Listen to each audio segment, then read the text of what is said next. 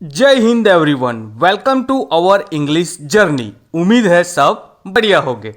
आज हम स्टैंडर्ड 8 के unit the tiger's claw part 1 के बारे में डिटेल में जानेंगे। एक रिक्वेस्ट है आपसे, वीडियो को पूरा जरूर देखना और स्टोरी का आनंद उठाना। अगर आपको ये वीडियो अच्छा लगे तो चैनल को सब्सक्राइब जरूर करना, उससे मुझे आपके लिए ऐसा और कंटेंट बनाने की हिम्मत मिलती है। तो चलिए बिना किसी देरी के स्टोरी की शुरुआत करते हैं और कुछ नया सीखते हैं। मैंने जैसे ही आंखें खोली, देखा दरवाजे पे एक टाइगर अंदर आने की कोशिश कर रहा था। ये मानो एक भयानक मोमेंट था मेरे लिए। पता नहीं चल रहा था कि सपना है या हकीकत। मुझे सबसे पहले लगा कि बाहर स्टेशन मास्टर, जो मेरे दोस्त है, वो आ रहे हैं, लेकिन मैं साफ खुले आसमान में टिमटिमाते तारों के बीच देख सकता था कि एक घुर्राता हुआ, अपनी पूंछ हिलाता हुआ, डरावनी आंखों वाला टाइगर बाहर है। मैं समझ गया कि फर्टिलाइजर कंपनी वालों को कल से एक नए लेक्चरर की ज़रूरत होगी। यहाँ पे कहने का तात्पर्य इतना है कि नैरेटर को टाइगर अपना शिकार बना लेगा। तो नैरेटर जहाँ पे लेक्चरर थे, वहाँ फर्टिलाइजर कंपनी में उनको कल से एक नए लेक्चरर की ज़रूरत पड़ेगी। बाघ खुद कुर्सी के शोर से चौंक गया और खड़ा हो गया। बाघ ने मुझे कॉर्नर में देख लिया था और मानो जैसे खुद से कह रहा हो, मेरा रात का खाना तैयार है, लेकिन ये शोर कैसा है। ज़्यादातर जंगली जानवर दूसरे जानवर से कम डरते हैं और फर्नीचर से ज़्यादा, जैसे कि टेबल, चेयर।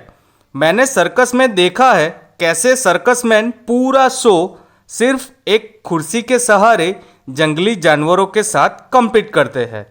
यहाँ पे कहने का मतलब यही है कि जंगली जानवरों को ऐसी मैन मेड, या फिर हम कह सकते हैं इंसानों द्वारा बनाई गई हुई चीज़ों को डर लगता है, क्योंकि उन्होंने जंगल में कभी ऐसी चीज़ें देखी नहीं होती। भगवान ने हमें विकट परिस्थितियों से बचने के लिए अद्भुत शक्ति दे रखी है। बाघ मुझे और चेयर को देखते हुए मैंने हाथ बढ़ाए और हताश होकर ताकत से टेबल को मेरी ओर खींचा और कोने में बैठ गया। टेबल कॉर्नर में अच्छी तरीके से फिट हो गई थी और दूसरी तरफ स्टूल था। जब मैं टेबल को नीचे खींच रहा था, तब उसमें से बहुत सी चीज़ें गिर गई। एक टेबल लैंप, एक लंबा चाकू और पिन। अपनी जगह से मैंने बाघ को देखा, जो मुझे भी दिलचस्पी से देख रहा था। जाहिर है वो अपने भोजन को आंखों से ओझल नहीं होने देने वाला था, इसीलिए सावधानी से वो एक या दो कदम आगे बढ़ा था।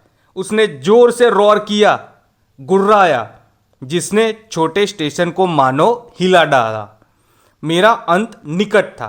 मुझे उस महिला पर बहुत दया आ रही थी जो मेरी पत्नी बनने वाली थी। मैंने चेयर को डाल की तरह पकड़कर हिलाया। बाघ हिचकिचाया और पीछे गिर गया। अब मैं और बाघ एक दूसरे को देखते रहे। मेरी सांसें मानो रुक सी गई थी और मैं इंतज़ार करने लगा। बाघ अपनी पूंछ को जोर से लहराते वहीं खड़ा हो गया, जो कभी बगल की दीवारों से टकराती थी। वह अचानक मुझसे नजरें हटाए बिना नीचे झुक गया और अपने पंजों से फर्श को खरोचने लगा। मैंने खुद से कहा, मानो वो अपने नाखून तेज कर रहा हो। बाघ की मौजूदगी मुझे जू की याद दिला रही थी। उसकी स्ट्रॉन्ग स्मेल मुझे सिक कर रही थी। बाघ अभी भी फर्श खरोच रहा था और ये सबसे भयानक आवाज़ थी, आप सोच सकते हो। और स्टोरी का पार्ट 1 यहीं समाप्त होता है, बड़े सस्पेंस के साथ। अब आगे क्या होगा? क्या बाघ नैरेटर का शिकार कर पाएगा या नैरेटर अपनी जान बचाने में सफल रहेगा? ये सब पार्ट 2 में जानेंगे।